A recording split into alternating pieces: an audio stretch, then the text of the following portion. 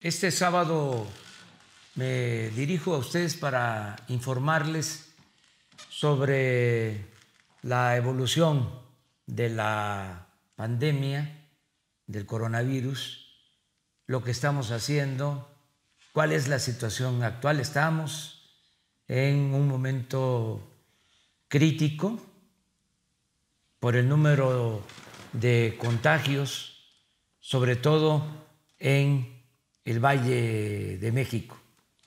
Pero quiero manifestarles mi optimismo. Tengo que hablarles con la verdad y decirles que aún en esta circunstancia estoy optimista en lo que cabe, porque se trata de un asunto muy delicado, muy grave. Son enfermos, es pérdida de vidas humanas.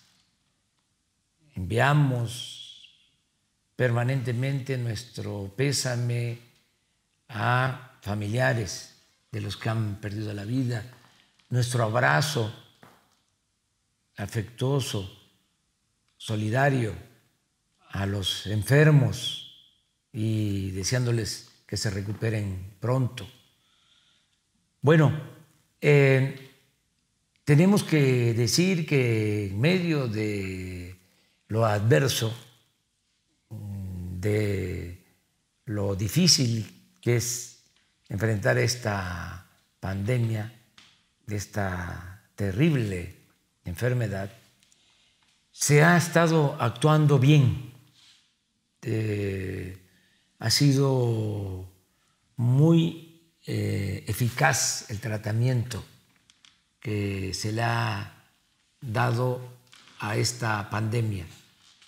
Los medios, las formas, las medidas que se han tomado para domar esta pandemia, las recomendaciones que han hecho los médicos, los especialistas, los científicos, que han resultado buenas en términos generales, muy buenas decisiones se han tomado, y lo mejor es el que se han respetado estas recomendaciones por parte de la gente. Repito, medalla de oro es el pueblo en su comportamiento ejemplar. Medalla de plata los médicos que están ahí salvando vidas, las enfermeras, héroes, heroínas, y también los responsables de la aplicación de la estrategia para enfrentar el coronavirus. Miren, lo fundamental se puede explicar en esta gráfica. Si no aplicamos las medidas, si no le hacemos caso a los especialistas y no se hubiese aplicado la medida de retirarnos a nuestras casas y llevar a cabo la sana distancia y el cuidarnos nosotros mismos, esto es lo que hubiese sucedido. Esta situación nos hubiese hecho crisis a finales de marzo, a principios de abril. Miren cuántos enfermos hubiésemos tenido en terapia intensiva. Como 4.800. Como 4.800 enfermos en terapia intensiva. Miren lo que se logró. Esto no se presentó, afortunadamente, y esta es la situación que se está dando. Miren la gran diferencia.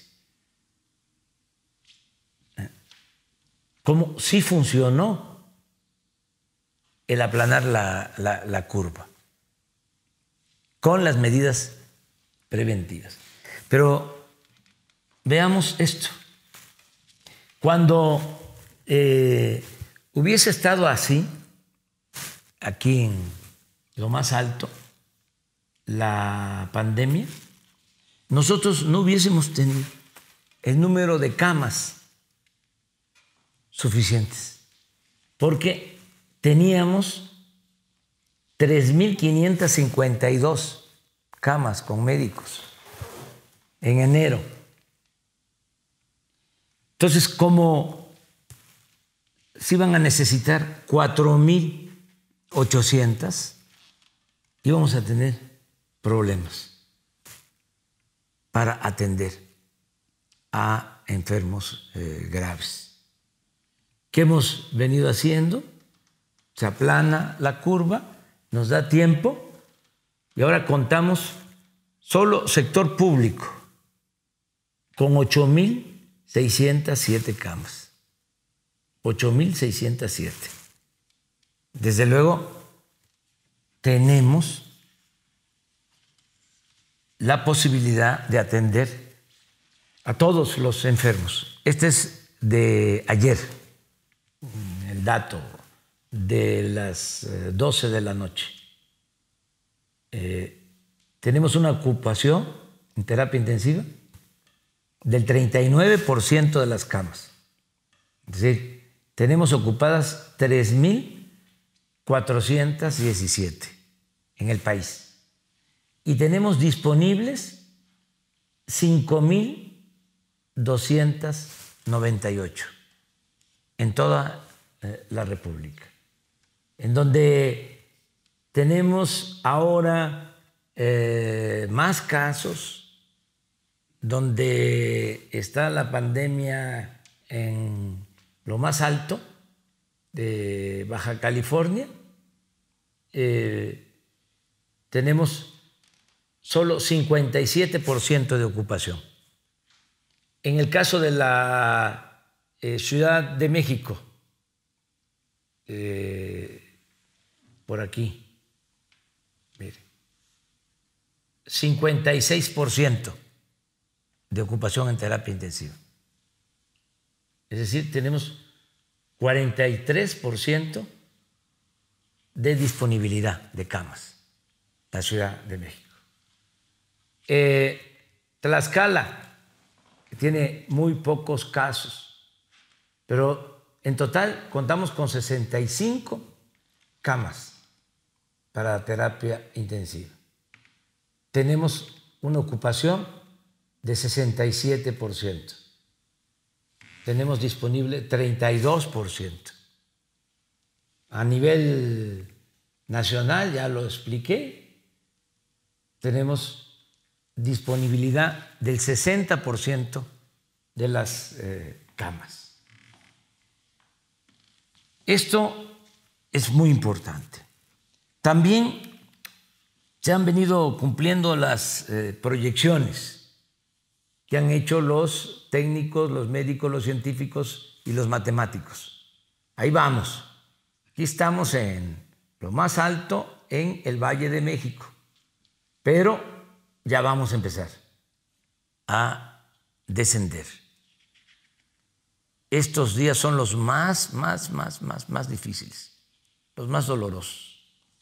Estos días, sobre todo por los fallecimientos. Tenemos también el caso de Tabasco, ahí, mi estado, mis queridos paisanos, mi estado que siempre lo llevo prendido en el corazón. Aquí se salió de lo proyectado porque hubo un relajamiento, paisanos. Y no es hay mojo maestro, ¿no? Esto es una situación que requiere de mucho cuidado, que nos aislemos, que nos cuidemos, y por eso hubo una especie de rebrote. Iba bien y como que se relajó la disciplina y se nos elevó el número de casos confirmados. Pero ya, espero que vayamos hacia abajo. Y aquí hay otros casos, a ver, vamos viendo casos en donde, vamos a decir, ha sido exitoso el comportamiento. El caso de Culiacán es muy claro cómo ya va de salida. En Sinaloa, desde luego, hay que mantener la sana distancia hasta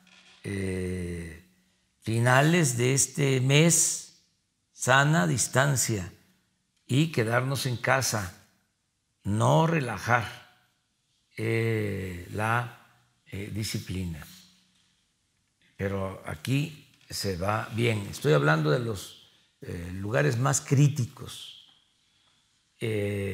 Baja California, muy claramente, hay un descenso, muy claramente. Esto es Tijuana, básicamente, que se tiene también la gráfica de Mexicali, pero donde se presentó primero y con mayor intensidad fue en Tijuana, y ya vemos que hay una disminución.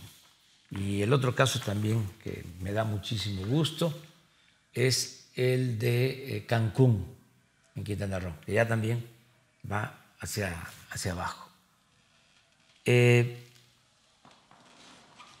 Tenemos que continuar con nuestra disciplina, siguiendo las recomendaciones. Ya vamos a entrar a la etapa de los semáforos, donde ya se pueden iniciar actividades, en donde todavía no es conveniente. Vamos también ya a hacer una evaluación sobre el regreso a clases. Vamos a dar a conocer lineamientos generales a partir de esto, a partir de la recomendación médica, sanitaria, a partir de cómo están comportándose las cosas en las distintas regiones del país. El secretario de Educación Pública, Esteban Moctezuma, va a informar de dónde pueden reiniciarse las clases, dónde no, qué cálculos se tienen en ese sentido. Lo mismo en el caso de las actividades productivas, de las empresas, de la industria de la construcción, que ya se está en proceso de apertura, regresando a la nueva normalidad con mucho cuidado. La minería, la industria automotriz, pensando en que tenemos que eslabonar ya las acciones de México con Estados Unidos, con Canadá, para que inicie el Tratado de Libre Comercio, la nueva etapa del Tratado de Libre Comercio con Estados Unidos y Canadá el día 1 de julio, y reactivar nuestra economía. Termino mostrándoles algo que me ha costado mucho trabajo, porque no quería hacer comparaciones. Todas las comparaciones son odiosas, y además comparar el sufrimiento es doblemente odioso e incorrecto, de modo que ofrezco disculpa. ¿Por qué lo tengo que hacer? Porque hay una campaña en nuestro país de gente insensata que, por diferencias con nuestro plan, no están de acuerdo con la transformación del país, no quieren dejar de robar, quieren mantener el mismo régimen de corrupción, de injusticias, de privilegios. Y como no estamos dando ni un paso atrás, ni siquiera para tomar impulso, porque tenemos que transformar a México, tenemos que desterrar la corrupción del país y tiene que haber justicia en México y se tiene que terminar con la monstruosa desigualdad económica y social que existe. Y tiene que haber democracia y el pueblo tiene que ser tomado en cuenta. México no puede ser país de unos cuantos, de una minoría rapaz. Entonces, como tenemos esa diferencia, pues ellos apuestan a que nos vaya mal, aún afectando el interés general y valiéndose hasta de la tragedia. Por eso he hablado de que es una temporada de sopilotes, es fuerte, pero la verdad, vean la prensa, la mayor parte de los periódicos, la radio, la televisión, pero sobre todo los periódicos y los que están en contra nuestra, amarillistas, parecen lo que era en un tiempo la revista Alarma, de que están saturados los hospitales, de que están llenos los hornos crematorios, cosas de ese tipo, ¿no? Que generan miedo, temor, angustia. La gente está sufriendo mucho porque pues sí se afecta con tanto tiempo de estar en una situación difícil de sufrimiento. Entonces, con esas noticias, pues se afecta más el estado de ánimo. Entonces, por eso sí quiero comentar de que no es como lo dice esta prensa alarmista, amarillista. México ha sabido enfrentar la pandemia y pues estamos mejor que otros países en donde desgraciadamente les ha pegado mucho. Vamos a datos donde no hay cifra negra. No quiero hablar de casos porque pueden decir que se ocultan los casos, pero no vamos a poder ocultar, ni lo haríamos nunca por convicción, por principio, por honestidad, ocultar los fallecimientos. Entonces, si comparamos, y ofrezco disculpa, bueno, el país que tiene más fallecidos, donde han perdido más la vida por esta pandemia, pues es Bélgica, desgraciadamente. Esto por millón de habitantes. Entonces tienen 14, casi 15 veces más fallecidos que en nuestro país. En España, 11 veces más fallecidos que en nuestro país. Ofrezco disculpa a los españoles y a los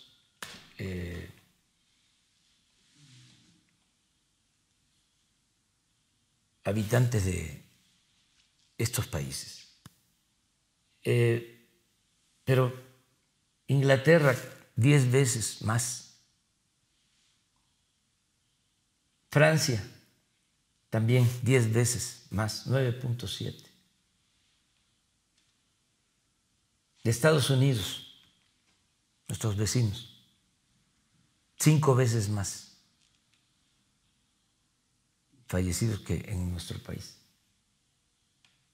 Canadá, 3 veces más fallecidos. Brasil, 1.8, casi 2 veces más. Alemania, lo mismo, casi 2 veces más. que en México. Entonces, no son recomendables las comparaciones. Lo hago porque quiero mandar el mensaje de que se está actuando de manera responsable, con profesionalismo, y que esto que se ha logrado, a pesar de la tragedia, es por la participación consciente y responsable de nuestro pueblo.